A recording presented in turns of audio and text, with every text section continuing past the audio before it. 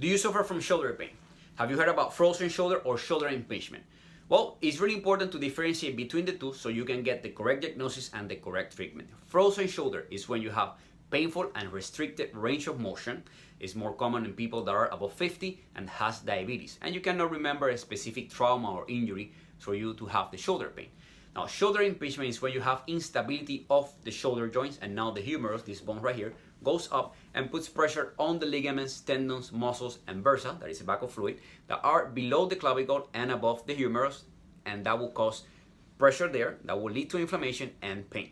Another type of shoulder pain that I see a lot in the clinic is shoulder pain around this area right here. This is actually common because you have poor posture, specifically forehead posture. When you sit for long hours, the head goes forward, the shoulders go forward. That can lead to impingement as well. So I'm going to record a series of videos so you can get some exercise and improve this condition.